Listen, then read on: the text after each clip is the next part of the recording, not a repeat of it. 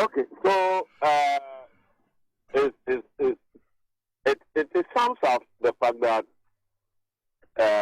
we've had 7 years of a lost economy. It sums up the fact that this government tried so hard to put forward its best leg in the final year. But you can only put forward what you know, and you can only put forward what your record is.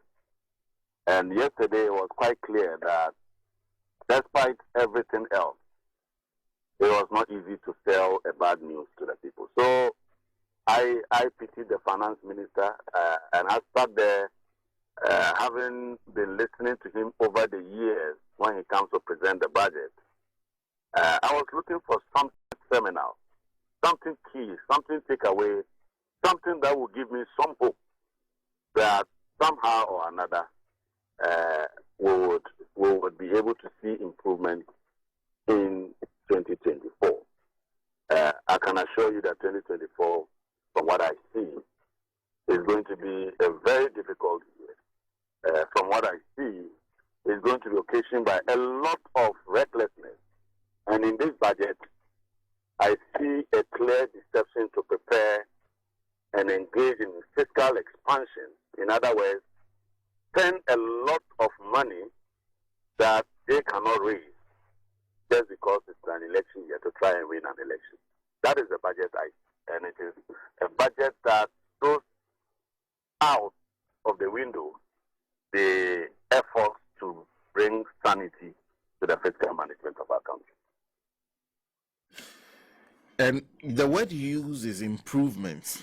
And you said 2024 is going to be a difficult year. When you say improvements, exactly what are you looking for? So we know our problems. Our problems are largely spending money that we don't have. There is a serious lack of effort to try and rein in expenditure in relative to the kind of revenue that we are generating. We are aware that our fiscal wings have already been clipped.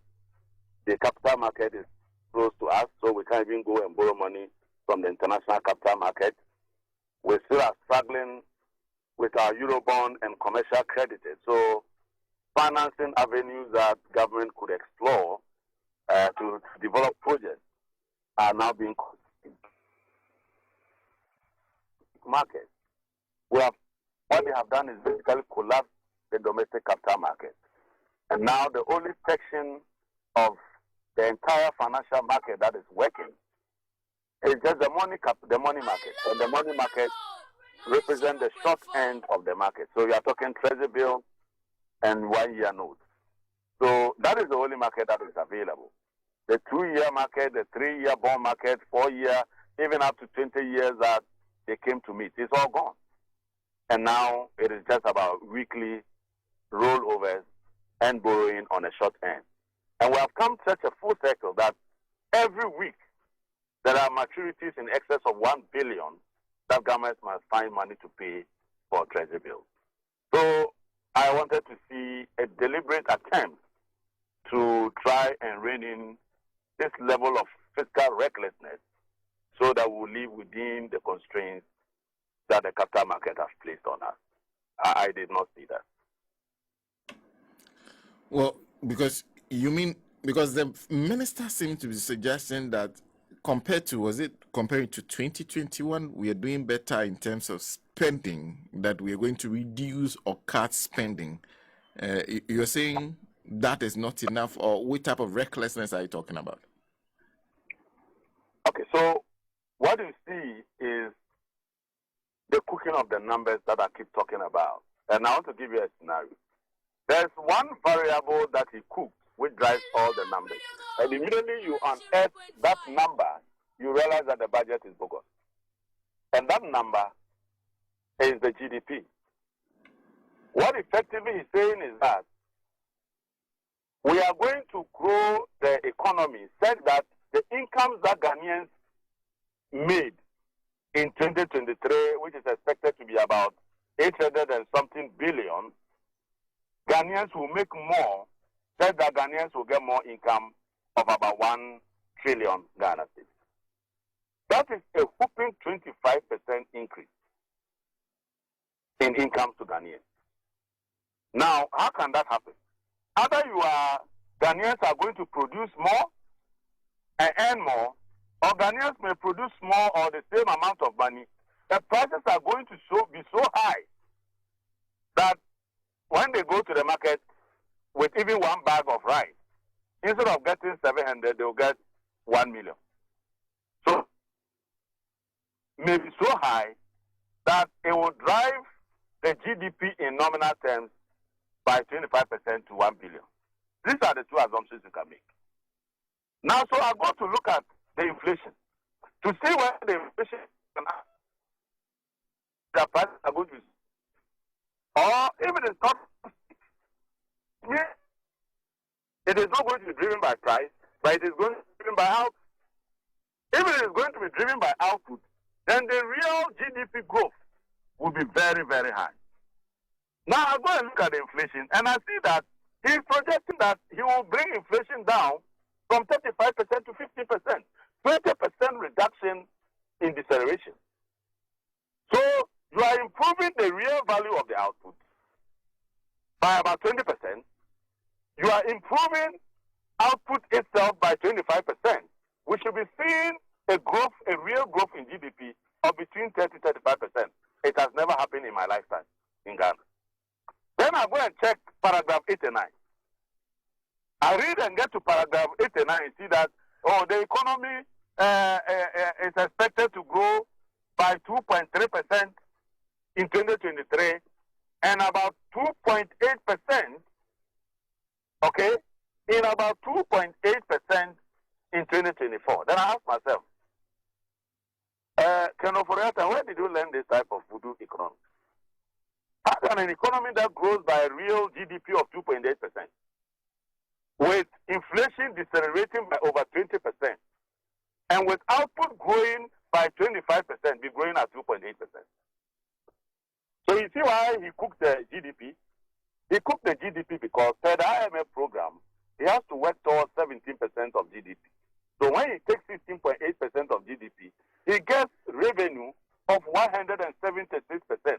He knows he cannot raise 176%, but he will use that to increase the expenditure so they are covered for election. So you see the gimmick. So the reason why he increases the GDP is that the GDP now gives him the leverage to determine the revenue, which is about 16.8%. But you see, it's easy to catch him. You know why it's easy to catch him? In the narrative, he says that he will grow the revenue, he will increase the revenue by 0.9% of GDP, which is what the IMF is asking him to do. Now, if you increase revenue by 0.9% of GDP, which is 1 trillion, you get 9 billion Ghana cedis. It means that in addition to your revenue in 2023, you add 0.9%, which is 9 billion. Your total revenue, let's assume that we are in November, so you don't know what you will get at the end of the year. So you achieve your target of the revenue, which is about 126 billion. If you add 9 billion to that, which is additional growth that you are reporting that you will achieve, that gives you 135 billion.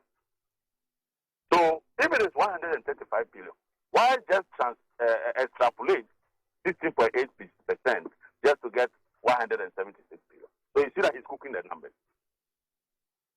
Are you going to understand what I'm telling you? Yes. So he's cooking the numbers. And it is also important for him because the GDP, our biggest problem per the IMF program, is to drive down debt to GDP. So if you have a huge GDP, it is obvious that when you state a debt on it, the debt to GDP will look smaller. So you will get a smaller debt to GDP. But you see the catch. The catch then is that you look at the revenue to GDP. And you see that he just cooked the numbers. So even in 2024, it is quite clear that the man is just cooking the numbers. Because the astronomical growth in the nominal value of GDP is not consistent with the inflation projection. And it is not consistent with the real growth of the GDP by just 2.8%. So clearly, these are people playing games with the IMF. These are people playing games in order for us to approve an expenditure based on an assumption that cannot be realized. But then, when they are spending a lot of the money and borrowing and spending, they will be within the appropriation. So that is the game he's playing. And see, he tries to turn that 1 billion as the key seminal point. The 1 trillion Ghana cedis as the key seminal point. And I want to tell you something. You see, he compared that to 226 billion of Dr. John Dramani Mohammed's GDP. Senna, will you prefer to have an income of 222 billion where you drive your car to the market, you drive your car to a filling station and buy a gallon of fuel, a whole gallon of fuel for 16 cedis, or you really want 1 trillion where you go and buy a liter for 24 cedis? So if you now multiply 24 cedis by liters, it is obvious that you will get 1 trillion and not 226 billion.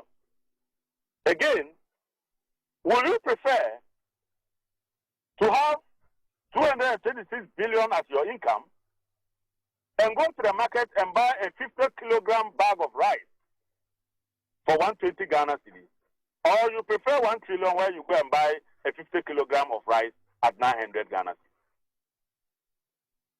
So quite clearly, in economics, it's not about it. No wonder they are printing 200 notes. So you see, now when you are going to the market, a human being can be carrying 2 billion old Ghana cedis, 200,000 just to go to the market to shop. That is the effect of that 1 trillion he's talking about. As opposed to the person going to the market with just 1,000 in his pocket and return home with everything that he wants. You see, because they have adopted this strategy of just increasing the cedi denominations and wiping off zeros, you are not seeing the effect of the worthlessness of our currency. And I told one of our colleagues, I said, if you listen to that 1 trillion thing he's talking about, and the rate of inflation that we are seeing, you keep clapping. Very soon, you have to give money in Maye bags. Ghana must go back to your wives to go to the market. Because it is driven largely by astronomical increases in prices. It is not driven by output. And if you look at the inflationary trend that is reporting, those are magical numbers that can only be produced by Ken and Dr. Mahmoud Bawumia. But you see, let me tell you, sir, you say you are saying the con. You remember that in Parliament, when we were approving the 2023 budget in November 2022, which coincided at the time, you know, if you remember, it coincided at the time with the World Cup. So I use football as an analogy. And you recall that I compared Harry Maguire to Dr. Mahmoud Bawumia. Do you remember that? Vividly. You killed Maguire's vim and everything. He started scoring us more. Good. But the good thing is that Maguire, as a very focused, resilient, and professional footballer, took those criticisms across the world as motivation to improve. And I dare say that today, Maguire is a transformational key player for Manchester United. Okay? In the absence of key players who have had injuries, Maguire has risen to become a key player for Manchester United, even scoring goals for Manchester United. Contrary to Maguire, who took that on as motivation to improve and become a key player, Dr. Bawumia became petulant and rather worsened, and has been deteriorating ever since. Look, Senna, let me give you a simple example, and this conversation will just be dead. Okay. So, you are a candidate for an exam. You come and in the first year, let's say 2021, 2022, you say, oh, me, I'll blow. When you came, they say, hey, Charlie, somebody had all A's in this exam, so. And by that person, I refer to John Mahama's economic record, even in its most difficult year in 2016. You came, they say inflation. The man did single-digit inflation consistently for 3 years. That is the record. You say, oh, me, I'll floor him. You floor him, you got 54%. Is that an F? Then they say John Mahama CD was 4.2 cedis to the dollar. As a matter of fact, he achieved a 9% depreciation. You say, I'll floor him. You went and got 54% depreciation. And moved the city to somewhere around 15%. They say even in the most difficult period of John Dramani Mahama, he achieved a deficit of 6% of GDP. You say you can do better. And for 3 consecutive years, you have been doing double-digit deficit.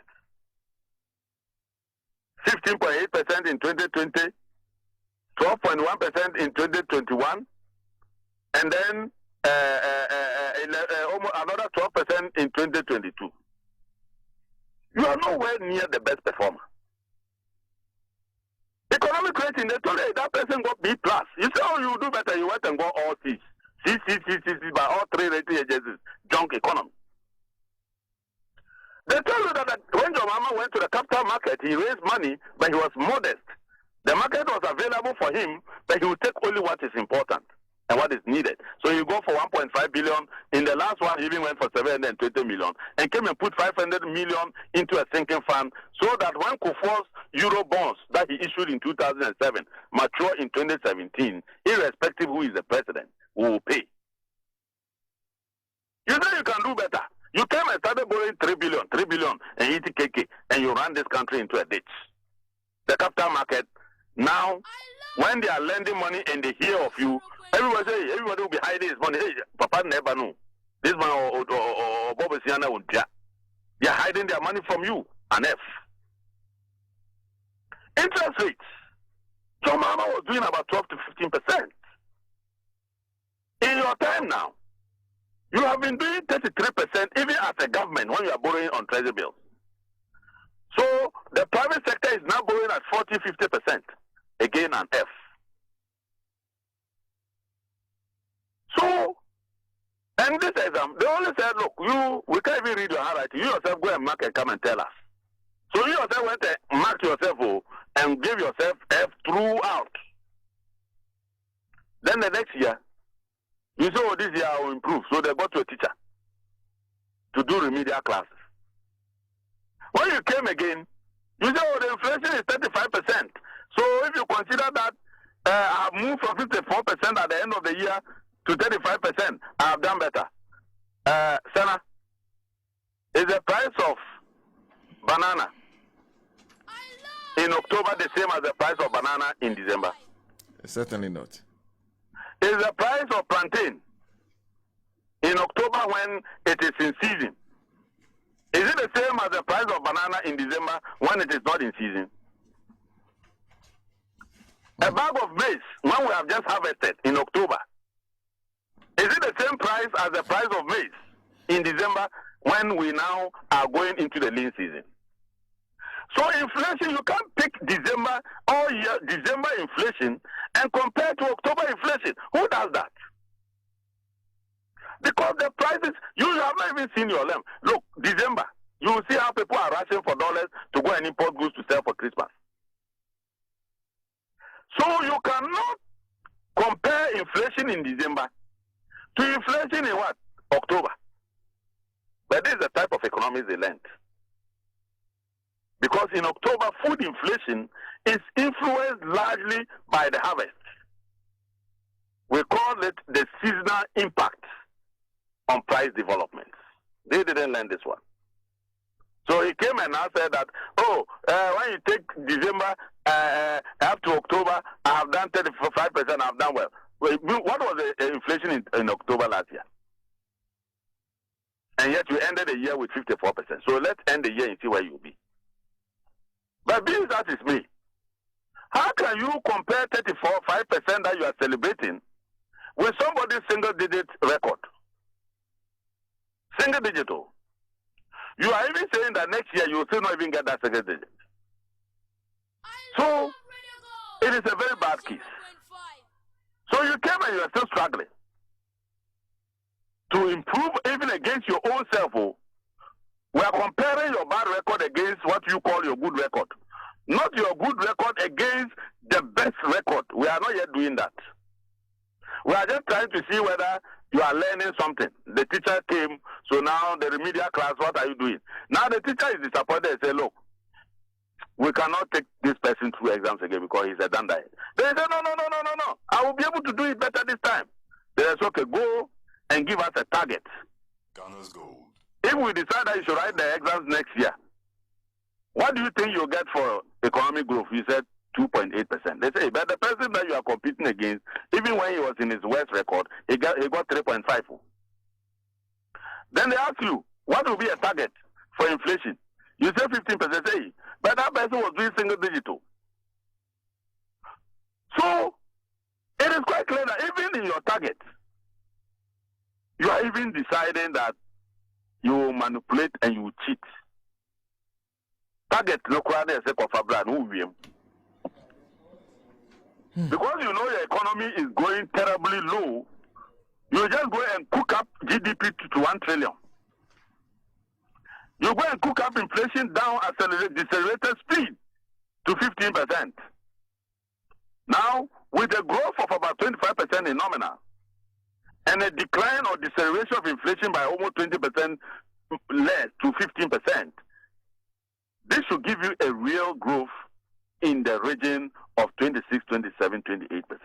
Now we want to see that reflect in your records. You said 2.8%. Exam na natural. So, Charlie, we are in very terrible times. And I'm not surprised because Ghanaians, when we speak, they think that it is politics. But these guys have ruined us. They've damaged us. And I hope that they are listening, they are paying attention, and they need to put Ghana first. Those machinations that they are doing to try and create artificial revenues and increase the expenditure ceiling so they can spend in an election year is what has motivated all this gymnastics and recklessness. In fact, if you look on the front pages of the various newspapers, the focus has been on the tax release. At least that should be some good news. Okay, so if you are going to give tax relief in one hand, but you are going to take more on the other hand, because the cumulative effect of what you have done is that you have said that you are growing the revenue, you are taking 176 billion from the people as opposed to 126 billion, which means you are taking 50 billion more from the people. So where is the relief? Where is the relief? When you are taking 50 billion from the people's pocket, their pockets are leaking. And when they complain, say, no, I haven't taken, I've rather given you the money. Senna, do you understand, Chi? To a certain extent. So, me boo bese, bumukwasiani India gra. What is here? Let me so take sure. you for a fool so the play can go on. Oh, okay. Mm-hmm. So they are taking us for a fool in order that they can get somebody to laugh at. You know,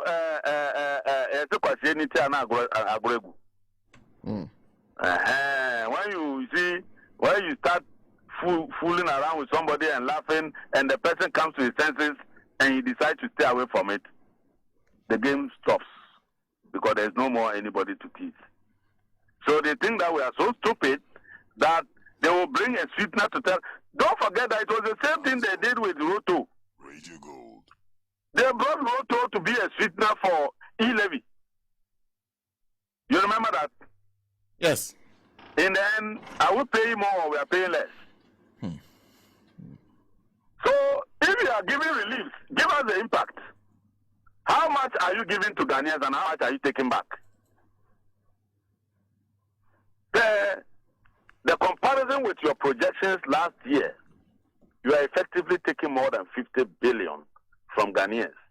Then you turn around and say, oh, no, I'd rather give you money. Eh? Now you are saying that the economy is so nice. GDP is about money that you and I, they pay us at the end of the month. Our mothers who are selling in the market.